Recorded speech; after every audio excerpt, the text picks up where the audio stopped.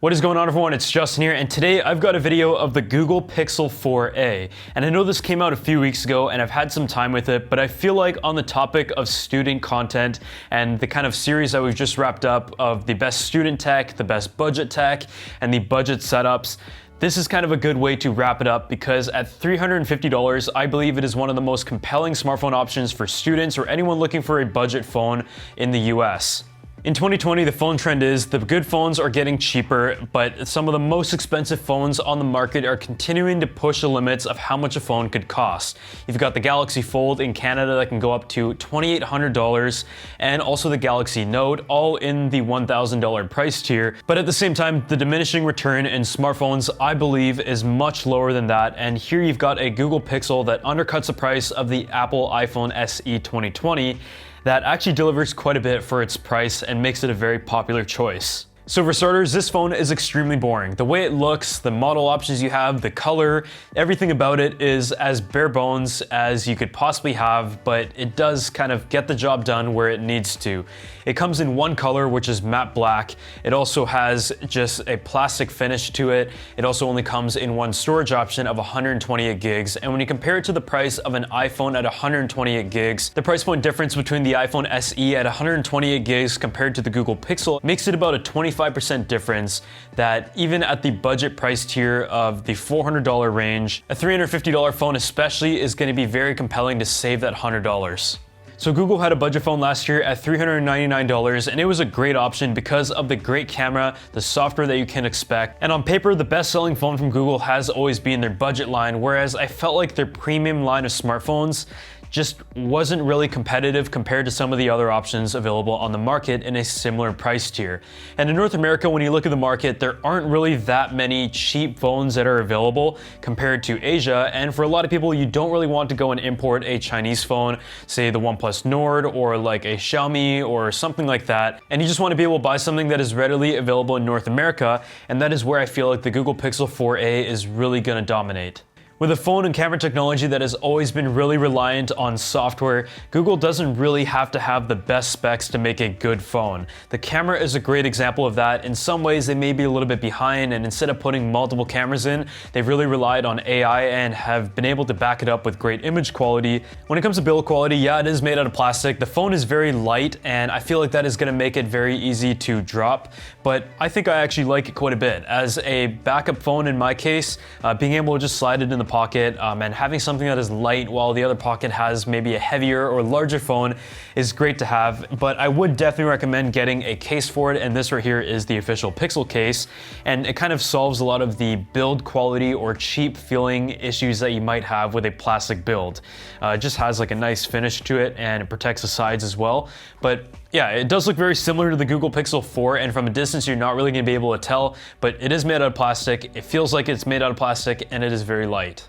On the display side of things, this phone only comes in one size, and it is a 5.8-inch OLED screen. I would say the screen quality is good, but definitely nothing crazy. But if you're not comparing it to anything else, I don't think you're gonna have any complaints. I think it looks solid, but the color balance is just not as good, and it definitely doesn't get as bright as some of the other displays that I've tested out. But I don't really have any complaints about it. It has a hole punch, which has a screen go pretty much edge to edge with a little bit larger bezels than you might be used to. But if you compare it to like the iPhone SE, where it just has like a square screen in the middle, I definitely think this looks better. I also really like the form factor of this phone. It just feels nice in the hand, as you can see, for a regular or small sized hand, and it doesn't feel too big, but thanks to the edge-to-edge display with the hole punch, the screen at least makes up most of the real estate. I think the next most important thing to talk about though is the camera. And this right here is what I believe makes this phone the best option at $350, and that is because it uses Google software and all the things that they've been developing over the years for their flagship phone, and has really allowed Google to use hardware that may have seemed behind, but when it comes to image quality itself in both low light and regular performance is one of the best, if not the best, on the market. But that is definitely something that is always up to debate, as with any other camera comparison. This one right here has a single 12.2 megapixel camera with AI zoom abilities as well, but when it comes to taking daylight photos, I find Google just does a great job in dynamic range while having a good punch in contrast, but the white balance is also better than what I find on the iPhone, which is my daily phone. Because Google is primarily a software company, you can also expect updates to continually improve the camera over the years, and I do believe the camera on the Google Pixel 4a will still be competitive, say 3 years from now. The overall camera interface is very plain and simple. There really isn't too much to it. You can enable RAW if you want to, also do motion photos, but what I also like is the fact that the low light performance on Google Pixel phones is great. Just go outside at any time and snap a photo, and it will essentially bring out what you don't see in real life in a final processed photo. When compared to other devices, you either get like a very unpleasant look when it comes to processing, or it just simply doesn't look realistic at all or has a lot of noise. But I feel like the Google Pixel excels in the fact that it finds a happy medium between a processed image and something that is unrealistic, which in the end just gives you a good low light photo. On the front-facing camera, it is 8 megapixels, and it is good, but I wouldn't say it is anything impressive. One thing I noticed though is that it actually tells you to raise up for a better angle. I think it's when it senses the double chin, it'll tell you to just like lift it up and take a better image, which I thought was kind of interesting. Another area that I think Google does a great job on when it comes to processing is in portrait mode. If you take a look at this image here that I took on the Google Pixel 4 in New York, you can see that it actually did a really good job in low light situations in deciding where the body and the face was relative to the background. And it definitely made it a bit tough because I have black hair, I was wearing a full black outfit, and the entire scene was essentially a nighttime image. On the side of video performance, that has never really been a category that Google has been especially good on. I just wasn't really a fan of the way they processed it. It was very saturated and contrasty, and I will say that they have made some improvements over the years, and the video quality in 4K on the Google Pixel 4a is pretty good. It also has optical image stabilization, which works quite well. But if you're looking for a phone to shoot video specifically, then I would say the iPhone is probably going to be a better option. So on the topic of budget products in their category that are a great value, I'd like to give a huge thanks to the sponsor of this video, Zhiyun, and their new Smooth XS smartphone gimbal. This gimbal right here comes in at a price of $74.99, and as someone who's tried gimbals that have costed upwards of hundreds of dollars, I feel like this does a great job and is a simple 2-axis option that is both light and compact, and also has the ability to serve as a selfie stick as well by extending the built-in arm. For any smartphone vloggers out there, this follows the idea of less is more, which gives you that value price point, but it works very well as a gimbal, and as you can see from the video footage here, it is very smooth. But what I also like about it is that you're able to switch between the modes and zoom in and out very easily. And as you guys can see, when it comes to buttons, you have your joystick to go left and to go right, as well as rotate to straighten it out. And you also have your mode button, which by clicking 2 times, it will switch into portrait mode for all of your IGTVs and Instagram stories. By using the ZY Cam app, you're able to use the smart mode as well as object tracking and gesture control. So when it comes to a gimbal's importance, the most important thing is obviously the footage, and that really does speak for itself. But as you guys can also see, it is extremely portable. Just slide it down like that and put it in your bag. You have a gimbal to take with you everywhere. So if you guys want to check this out for yourself, I'm going to drop a link down below. But now that we've talked about the great camera, let's talk about some of the areas where it kind of reflects the price point that this phone is offered at. The processor inside is the Snapdragon 730G, and this phone does not have 5G, but a version is going to be coming soon.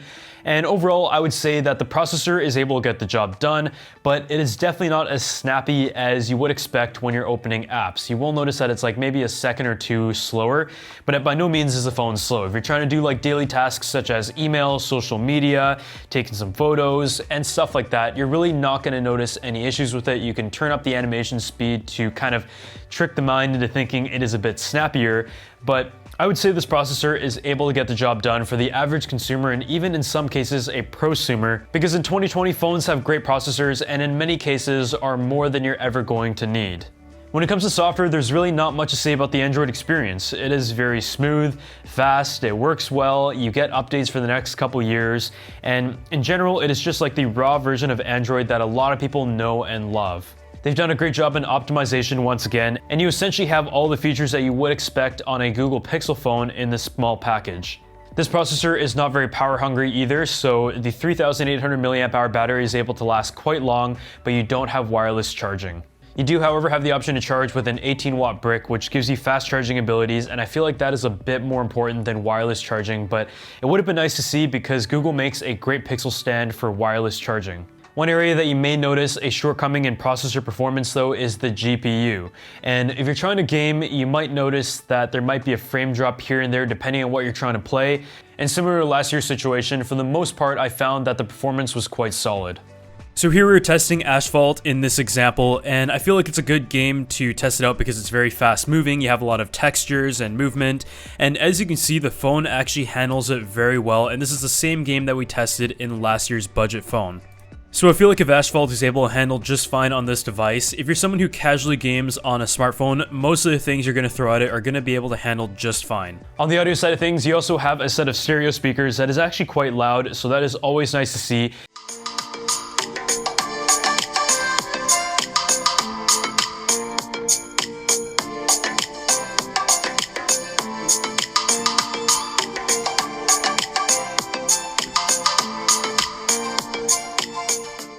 And you've also got a headphone jack on the top, and is one of the few surviving phones that still has a headphone jack, and funny enough, they're always on budget devices. So now that we've taken a look at the Google Pixel 4a, it only makes sense that we compare it to some of the options out in the market right now.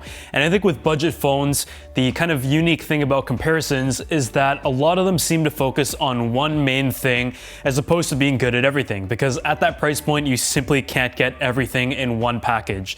So here are the two best options. You have the Google Pixel 4a, but you've also got the iPhone SE 2020 and the OnePlus Nord. The only thing is the OnePlus Nord is not natively available in North America yet, so you do have to sort of import it, but it does fall into the similar price point of these two devices, and I believe it is the best option in a lot of ways. So starting with the iPhone, this has the best power, your guaranteed updates, you have the Apple ecosystem and a pretty good camera, as well as some of the best video recording out of these three phones right here.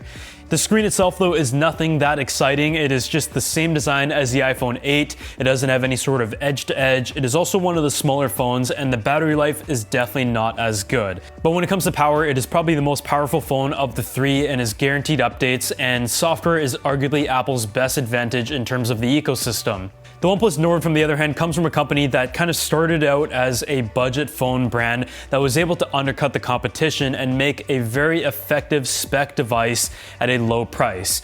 Eventually, they started making phones that were more expensive, and now they actually have a flagship class device.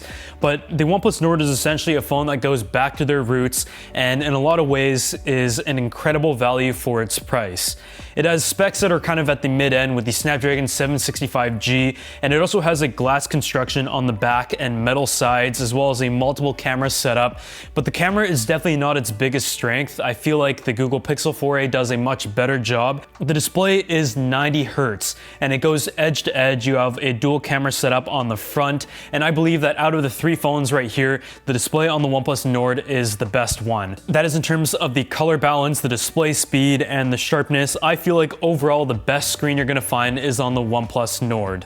When it comes to image quality on the camera, I feel like I've said this many times before, but OnePlus seems to like to put multiple cameras in their devices, and I would have liked to have seen a Google approach where they might have taken out one or two and instead just made a good main camera. It is definitely not bad by any means, and actually looks very solid in daylight situations, but could be better. But I think it makes the decision very tough because you have one device that has a single camera but does it very well and is possibly one of the best ones of the three. And you've also got a very clean software experience on both the OnePlus Nord and the Google Pixel 4a. I really like OnePlus's software. I feel like their skin is very effective and close to stock Android. But on the other hand, you have an iPhone that starts out at a price of $399 in the US, has the Apple ecosystem and the latest and greatest specs, as well as an improved camera. But design and display is definitely not its strength, and I feel like even as an iPhone user, these two options right here are very compelling and make the decision very tough. So when it comes to a side-by-side image comparison, in broad daylight, all of these cameras do a pretty good job for the price, and as they should. They definitely have different characteristics. I feel like the OnePlus Nord is more of a contrasty look, the iPhone is a bit of a warmer tone, and on the Google Pixel 4a, it may not have as much of a punch to it, but if you're editing the photo, I feel like that is the one that is going to be the best. On the dynamic range side of things, the iPhone SE is quite close, but the Pixel 4a definitely has the edge in that side. When comparing low-light photos though, if you look at these three samples here, I feel like the iPhone definitely looks the worst. The Pixel 4a I would say is the best, but the OnePlus Nord actually doesn't do a bad job either. The colors are just a bit off, it has like a bit of a green tint to it, whereas the Pixel 4a is relatively balanced and still looks realistic while bringing out a lot of detail in a dark situation. As for video, I feel like Google hasn't been the best at this category, but they've definitely done a good job this year in the Google Pixel 4 and 4a. And when you compare these three right here, I noticed that the OnePlus Nord has a bit too much contrast to it, which is similar to what I've seen in their other devices, but the Google Pixel 4a actually looks really solid. Depending on the scenario, the iPhone has better dynamic range, but when it comes to color balance, I feel like the Google Pixel 4a definitely has the edge, especially when you look at the concrete. The iPhone has a bit of a warmer tone and almost a yellow and greenish hue, whereas the Google Pixel 4a seems to have nailed the white balance. At the end of the day, you're gonna have to try these phones out for yourself, and if I had to pick, and I was someone who took a lot of photos on a device, the Google Pixel 4a wins in my opinion. But if I just needed like a nice phone experience and maybe didn't care as much about the camera, the OnePlus Nord with its 90Hz display is the most pleasant experience in my opinion. I also love the OnePlus software, but if I was using like a Mac or an iPad and was already in the Apple system and want to use AirPods as well, then the iPhone SE is probably the best choice at $400 or less. Otherwise, I really hope you guys enjoyed this video though, and if you did, make sure you subscribe to the channel, and I'll see you all in the next one.